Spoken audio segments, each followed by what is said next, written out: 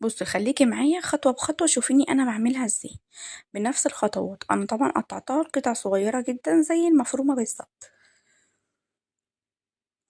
بصي اهو انا بحط المقادير كلها على بعضيها. البصلة طبعا مبشورة ومتصفية، لان هي ما ينفعش تحط في ميتها عشان هتبل العيش قوي بتاع الحواوشي، فهي مش هيقرمش معانا. انا عايزاكي تطلعي رغيف حواوشي ما شاء الله عليه، ولا ريحته وجماله. جربيه بالطريقة دي ومش هتندمي. تحفة تحفة، بألف هنا وشفا. اعمليها وجربيها، مش هتخسري حاجة.